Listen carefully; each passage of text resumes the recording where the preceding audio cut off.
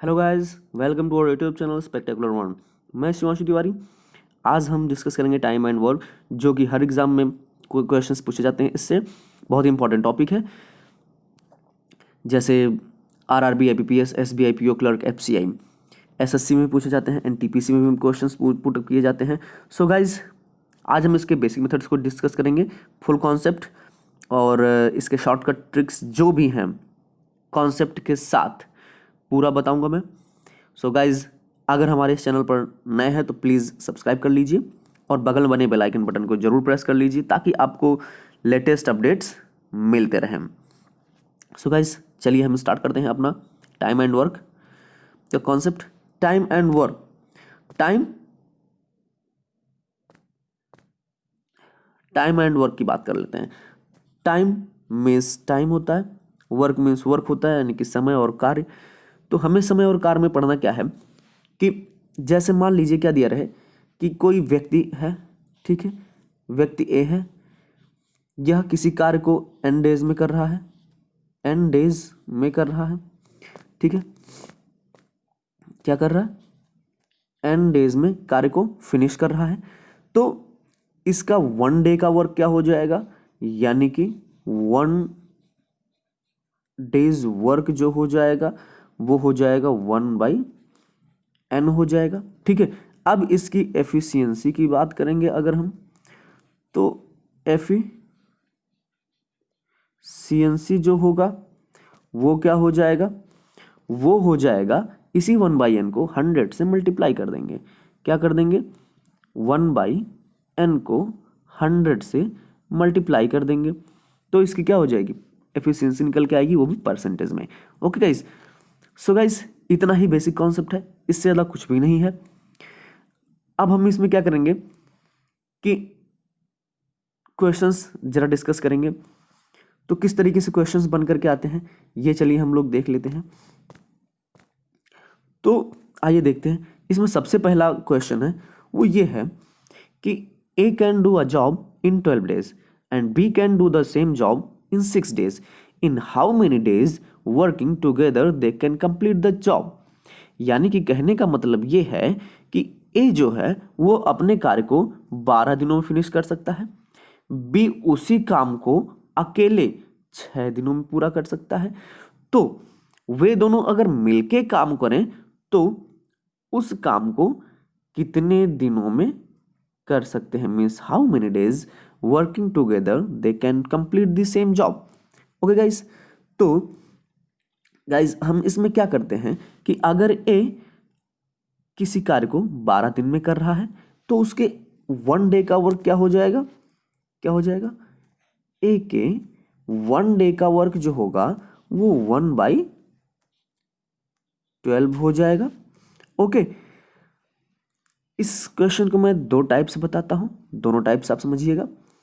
सबसे पहले हम इसको एफिशिएंसी मेथड से बता देते हैं कि कितने दिनों में वो दोनों काम को फिनिश कर लेंगे, 12।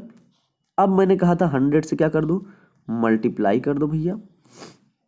100 से आप मल्टीप्लाई कर देंगे तो क्या हो जाएगा, 4 3 जा 12, और यहाँ पर क्या आ जाएगा, 25 आ जाएगा। अब यहाँ पर 25 आया, 3 से इसको अगर मैं काट देता हूँ, फिर से 3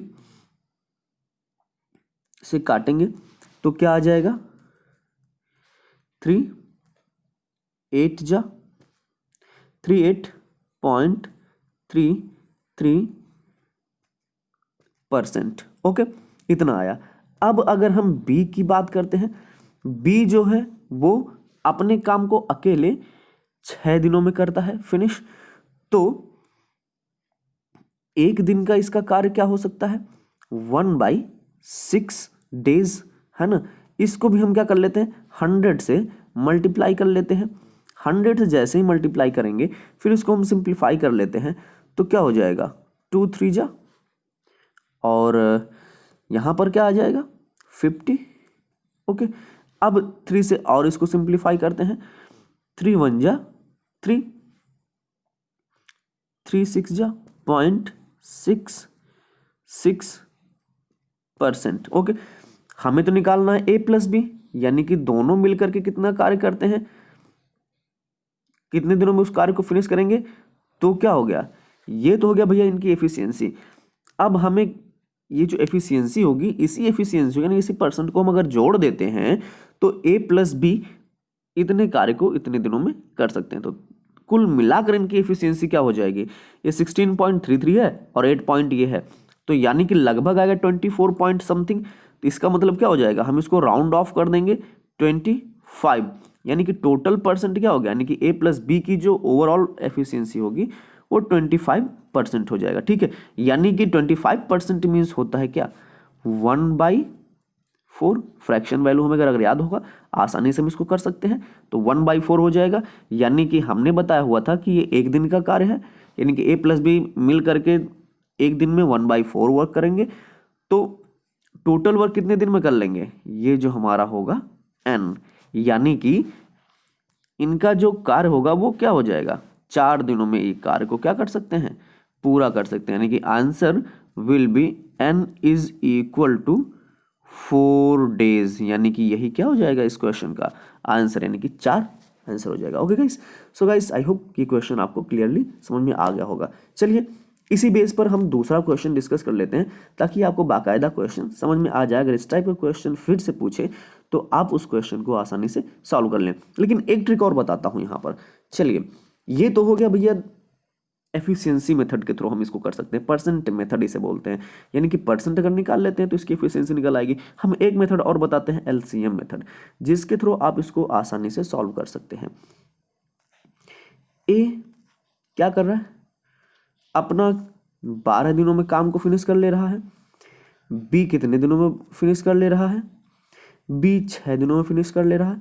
इनकी दोनों की एफिशिएंसी क्या हो जाएगी, इनका एलसीएम ले लेते हैं। क्या ले लेते हैं, इनका एलसीएम, यानी कि ये हो गया एलसीएम मेथड। तो एलसीएम 6 और 12 का हो जाएगा क्या, 12। एफिशिएंसी क्या हो जाएगी, इसकी एफिशिएंसी जो हो जाएगी वो 1, यानी कि 12 से 12 को डिवाइड कर दिया 1 हो गया। 6 को यानी कि 12 इस 12 को फिर से 6 से डिवाइड कर दिया, तो क्या हो गया, तो हो गया ओवरऑल जो एफिशिएंसी आ रही है ए प्लस बी का, ए प्लस बी की जो ओवरऑल एफिशिएंसी निकल के आ रही है, हम 1 और 2 को जोड़ देते हैं, 3 हो जाएगा। अब इस 3, ये जो ओवरऑल एफिशिएंसी है यानी कि 3, ये क्या कर लेते हैं, ये 3 इसकी ओवरऑल एफिशिएंसी हो गई। अगर हमें निकालना क्या, ए प्लस बी कार्य को कितने दिनों में कर सकते हैं, तो हम क्या करेंगे, इस एफिशिएंसी को इस टोटल एलसीएम से क्या, एलसीएम को क्या कर देंगे, डिवाइड कर देंगे, यानी कि 3 डिवाइड 12 डिवाइडेड बाई 3, तो 3 जो है वो इतने टोटल के बराबर होता है। यानी कि ये जो कुल कार्य यानी कि 12 काम कर रहे हैं ए प्लस बी मिल करके, तो कितनी एफिशिएंसी होगी, 3, तो एक यानी कि जो एफिशिएंसी आ जाएगी वो कितनी आ जाएगी, 4। तो यानी कि इसका मतलब क्या हुआ, 3 से 12 को हमने डिवाइड कर दिया, ये जो एफिशिएंसी है इस एफिशिएंसी को कुल वर्ग को से हम क्या कर देंगे, डिवाइड कर देंगे, तो हमारा जो निकल के आएगा वही क्या हो जाएगा, इसका कार्य, यानी कि ए प्लस बी इस कार्य को कितने दिनों में कर रहे हैं, 4 दिनों में कर रहे हैं। ओके गाइस, तो ये हो गया हमारा एलसीएम मेथड। चलिए अभी नेक्स्ट क्वेश्चन की तरफ हम लोग बढ़ते हैं, अगला क्वेश्चन देख लेते हैं, उसको फटाफट सॉल्व कर लेते हैं, है ना। तो देखते हैं, चलिए सेकंड क्वेश्चन। सेकंड क्वेश्चन में क्या है, A can do a job in 10 days. फटाक से करता हूँ मैं। देखिए, ए कैन डू, जो भी बेस्ट मेथड लगे आपको कर सकते हैं। अगर आपको परसेंटेज आता है तो फटाफट परसेंट उसका बना के आप आसानी से उसको सॉल्व कर सकते हैं। ओके, अगर नहीं आता तो आप एलसीएम मेथड अप्लाई करिए और कर लीजिए। ए जो है 10 डेज में करता है, और बी उसी जॉब को कितने दिनों में फिनिश कर सकता है, 12 डेज में। सी जो है उसी जॉब को 15 दिनों में कर सकता है। तो अब हमने कहा इसका एलसीएम ले लो। एलसीएम मुझे लगता है कि बेस्ट मेथड होगा, नहीं तो उसमें परसेंट पहले कन्वर्ट करना पड़ेगा फिर करना पड़ेगा। अगर आपको परसेंट ऑलरेडी आता है तो आप इसको आसानी से फिनिश कर सकते हैं। 10, 12 और 15, तो क्या हो जाएगा, 1, आप फटाफट निकालिएगा, इसका 120 हो जाएगा। अब हमने कहा कि 10 से 120 को डिवाइड कर दो, कितना आ जाएगा, इसकी एफिशिएंसी 12 निकल के आएगी। 12 से डिवाइड करेंगे तो इसकी एफिशिएंसी निकल के आएगी 10, और वैसे सॉरी 120 ना करके हम यहाँ पर 60 भी रख सकते हैं। ओके गाइस, कितना रख सकते हैं? इसका एलसीएम 60 आएगा, 120 नहीं, सॉरी, यहाँ पर 60। ओके, 10 से डिवाइड किया, इसका 6 आया, 12 से डिवाइड किया 5 आया, और 15 से डिवाइड किया तो 4 आया। हम इसको क्या कर लेते हैं, हमने कहा था कि जो भी एलसीएम है हमें निकालना क्या है, इनकी ये एफिशिएंसी है, यानी कि एफिशिएंसी यानी कि ए जो है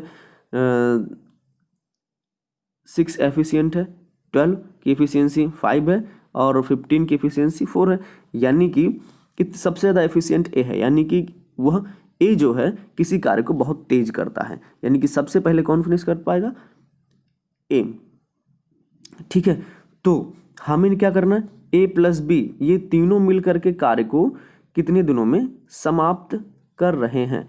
तो हमने कहा था कि इनकी एफिशिएंसी को ऐड कर लो भैया, तो ऐड करेंगे तो कितना आ जाएगा? 15 आ जाएगा। और हमने कहा था ये जो 15 है इससे 60 को डिवाइड कर दो, यानी कि ये जो आता है ये टोटल यानी कि कुल कार्य हो जाता है, यानी कि टोटल वर्क ये हो जाता है, यानी कि टोटल वर्क जो है टोटल एफिशिएंसी के बराबर होता है। तो 15 इज इक्वल टू 60, तो 1 इज इक्वल टू क्या हो जाएगा? 60 डिवाइडेड बाई 15, तो आएगा क्या? 4। तो ए प्लस बी उस कार्य को कितने दिनों में कर पाएंगे? 4 दिनों में कर पाएंगे। ओके गाइस, तो ये जो क्वेश्चन था इसको हम 10 सेकंड के अंदर फिनिश कर सकते थे। चलिए ओके गाइस, नेक्स्ट क्वेश्चन देखते हैं। नेक्स्ट क्वेश्चन में क्या दिया गया है? नेक्स्ट क्वेश्चन में गाइस ये दिया गया है कि यहाँ पर इस क्वेश्चन को मैं बताता हूँ।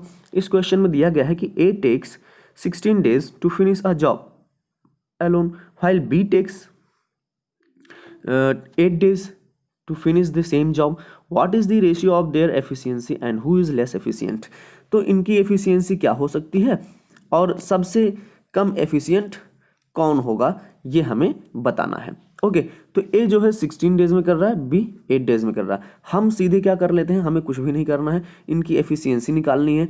तो अगर एफिशिएंसी की बात हम करते हैं ए 16 डेज में और बी 8 डेज में, तो हमें कुछ नहीं करना, हम इनके कार्य का रेशियो ले लेते हैं, यानी कि ए का सबसे पहले 1 डे का वर्क देख लेते हैं, कुछ नहीं करने का। 1 डे का वर्क क्या हो जाएगा? 1/16 हो जाएगा। बी का 1 डे का वर्क हो जाएगा क्या? 1/8 हो जाएगा। ठीक है, इनका रेशियो ले लेते हैं, यानी कि ए रेशियो बी, यानी कि जब हम ए रेशियो बी ले लेते हैं तो 1/16 और रेशियो 1/8 हो जाएगा। तो अब हम अगर रेशियो निकालते हैं इस तरीके से, तो इनका रेशियो जो बराबर आएगा वो किसके बराबर आ जाएगा? इसको कर लीजिएगा, यानी कि 8 से इसमें मल्टीप्लाई कर दो, 16 से इसमें मल्टीप्लाई कर दो, यानी कि टोटल जो रेशियो आ जाएगा वो इनका रेशियो निकल के आएगा 1:2। अब अगर नहीं आता है तो मैं इसको बता देता हूँ किस तरीके से हमने रेशियो किया। हमने कुछ नहीं किया भैया, इस तरीके से जब दिया रहे तो हमें क्या कर लेना, डिनोमिनेटर इसके इक्वल नहीं है, डिनोमिनेटर को इक्वल करने के लिए जो ये वाला 8 है इसमें मल्टीप्लाई कर दो, ठीक है, और ये वाला 16 जो है इसमें मल्टीप्लाई कर दो, यानी कि ऊपर नीचे दोनों मल्टीप्लाई करना भैया। तो ऊपर नीचे मल्टीप्लाई करेंगे तो डिनोमिनेटर बराबर हो जाएगा, तो यहाँ जो आएगा 8 डिवाइडेड बाई 16 मल्टीप्लाइड बाई 8 आएगा, और यहाँ रेशियो क्या आ जाएगा? 16 डिवाइडेड बाई आ जाएगा क्या? यहाँ भी वही आएगा 8 मल्टीप्लाइड बाई 16 आ जाएगा। तो यहाँ पर जरा देखिएगा डिनोमिनेटर दोनों इक्वल हो चुका है, तो डिनोमिनेटर को हम हटा देते हैं, तो फिर क्या बचता है? 8 बच जाएगा, रेशियो 16 बच जाएगा, यानी कि अगर हम इसको सिंप्लीफाई कर लेते हैं 8 1 जा 8, 8 2 जा 16, तो आ जाएगा क्या? 1:2 आ जाएगा। ओके, तो ये हो गया, यानी कि ए की जो एफिशिएंसी, यानी कि इसको हम इस तरीके से भी कर सकते हैं क्या कि अभी मैंने इतना किया, मैं इसको क्या करता हूँ, ये आपको समझ में आ गया, इसलिए मैं इसको क्या कर देता हूँ, शॉर्ट फॉर्म में करता हूँ ताकि अच्छे से और भी मैं इसको समझा सकूँ। ओके गाइस, सो गाइज यहाँ पर जो ये चीज़ था, इस रेशियो को हमने क्या कर लिया, यहाँ पर 1:2 लिख दिया, यानी कि ए की जो एफिशिएंसी है वो 1 है और बी की जो एफिशिएंसी है वो कितनी है? 2 है, यानी कि ए की एफिशिएंसी कितनी हो गई? 1, बी की एफिशिएंसी 2, यानी कि सबसे ज़्यादा एफिशिएंसी बी की आ रही है और ए की कम एफिशिएंसी है। तो इसलिए जो सबसे लेस एफिशिएंट होगा वो कौन हो जाएगा? रेशियो तो उनका ए रेशियो बी हो गया, तो सबसे लेस एफिशिएंट कौन होगा? ए होगा। Okay, this is your right answer, यानी कि ए तुम्हारा क्या हो जाएगा? आंसर हो जाएगा। Clear guys? सो गाइस, चलिए गाइस, आई होप कि गाइस ये क्वेश्चन आपको पसंद आया होगा। अगला वीडियो और लेकर के आऊँगा जिसमें आगे के क्वेश्चंस होंगे। सो गाइस प्लीज़, अगर वीडियो अच्छा लगा हो तो लाइक करिए, सब्सक्राइब करिए और शेयर करना मत भूलिए। Okay guys, thank you.